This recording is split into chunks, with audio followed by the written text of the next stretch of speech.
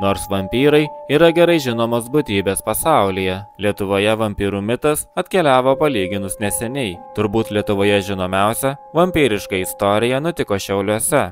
Apie šiame mieste esantį vampyrės kapą pasakojau ankstesniam savo video, tačiau šiandien nusprendžiau labiau pasigilinti į šią istoriją ir daugiau papasakoti, kas visgi buvo ta mergina ir kodėl ji buvo praminta vampyrė.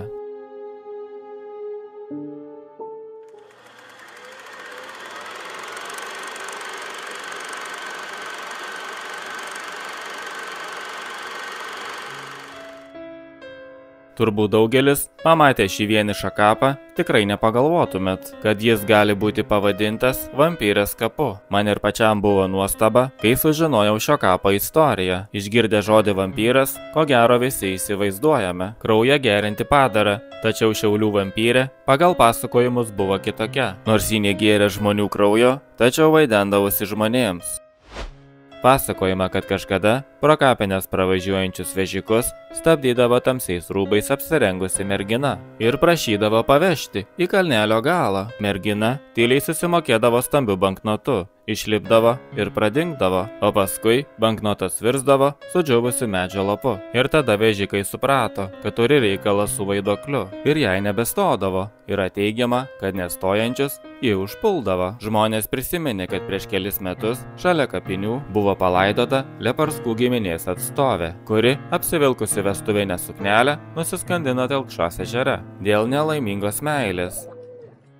Kadangi ji buvo savižudė, buvo palaidota atskirai nuo savo šeimos, už kapinių tvoros. Dėl to vežikai nusprendė, kad būtent ji ir vaidenasi. Nėra tiksliai žinoma, kelintais metais nusižudė Leparskaitė. Yra šaltinis, kuris teigia, kad tai buvo 1895 metai. Na, o toliau šiurpiausia šios istorijos dalis. Pasakojama, kad vežikai iškasė jos kapą. Tai, kai jie pamatė, atidarė karstą, tai jos labai nustebino. Teigiama, kad jos kūnas gulėjo visiškai sveikas, tarsi palaidotas vakar. Tada jie jos širdį pradūrė medinių kuolų, o galvą nukirto ir padėjo tarp kojų. Prieš tai pripylė aguonų, kad turėtų ką įskaičiuoti. Po to buvo užpirktos mišios, ant kapo pastatytas metalinis kryžius, kuris paskui dingo. Kapinių plotą padidino taip, kad kapas atsidurtų šventintoje vietoje. Kalbama, kad nuo to laiko ji daugiau nebesivaidena. Tačiau mums vis dar nėra aišku, kodėl ji buvo praminta vampyrė. Senais laikais ne savo mirtimi mirę žmonės, o ypač savižudžiai, būdavo traktuojami neigiamai. Buvo manoma, kad jie gali vaidentis arba netgi prisikelti iš kapo. Visgi, kad jos palaikai galėjo būti išniekinti, tai yra įmanoma. Yra žinomas atvejis, kai archeologai Lietuvoje atkasę kapą pamatė panašų vaizdą.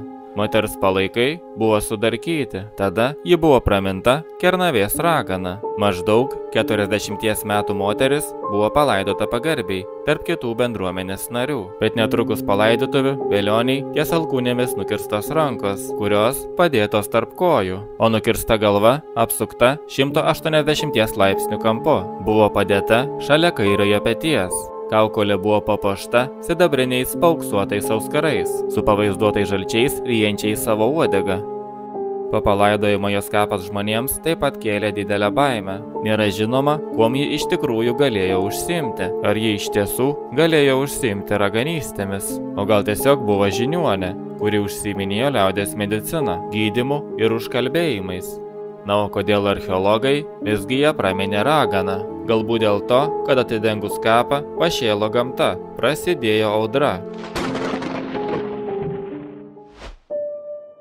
2022 metais Lenkijoje aptikti jaunos merginos palaikai. Tada taip pat sukrėtė ir visko mačiusius archeologus. Vampyrė pavadinta mergina buvo palaidota su pjautuvu ant kaklo ir su spina ant kojos. Pjautuvas buvo padėtas taip, kad jei ji būtų bandžiusi pakelti, jai būtų buvusi nukirsta galva. Zosios vardu vadinama mergina mirė 17 amžiuje. DNR analizė parodė, kad ji buvo svetimšalė, kuri buvo kilusi iš Skandinavijos. Visgi tuo metu vyko Lenkijos ir Švedijos karas. Galbūt ji buvo laikoma nepageidaujama svetimšalė. Manoma, kad mirties priežastis galėjo būti jos krūtinėje esantis auglys. Galbūt sveikatos problemos galėjo prisidėti prie to, kad prietaringoje visuomenėje ji buvo laikoma kitokia. buvo atkurtas taip vadinamos vampyrės veidas.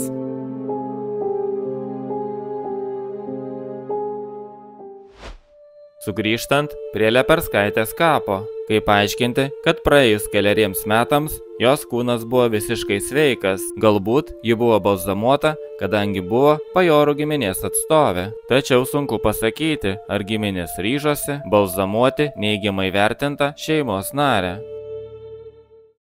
Norėčiau paminėti vieną keistą atvejį, kurį taip pat sunku paaiškinti. Tai nebus istorija apie vampirus arba raganas. Yra šaltinių, kurie teigia, kad Mažeikių rajone esančioje koplyčioje seniai palaidoto dvarininko kūnas atrodė tarsi gyvas. Įlūžus koplyčios rūsio luboms buvo aptikti Jono Stripeikos palaikai, kurie buvo palaidoti maždaug prieš 150 metų. Nebuvo aišku, dėl kokių priežasčių užsikonservavo minėtas velionis, tačiau tuometiniai maldininkai tai laikė stebuklu. Palaikai netgi buvo išimti ir perkelti į naują karstą. Deja, 1921 metais nuo vienos žvakės užsidegė karstas su palaikais. 1930 metais medinė koplyčia buvo nugriauta ir pastatyta mūrinė. Plačiau šią istoriją pagvildensiu ateityje kitam video. Tai visgi, kas iš tikrųjų buvo Leperskaitė, dar kitaip žmonių vadinta Leperkike arba Rygos gatvės pana. Ar pagristai ji buvo pavadinta vampyrė? Ar iš tikrųjų ji vaidenosi? Galbūt ši istorija buvo išgalvota, kaip ir kitos Šiaulių kapinių istorijos, dėl to, kad kapinės atrodytų daug šiurpesnės ir paslaptingesnės. Belieka spręsti jums patiems, savo nuomonę galite parašyti komentaruose. Ačiū, kad žiūrėjote ir laukite kitų istorijų.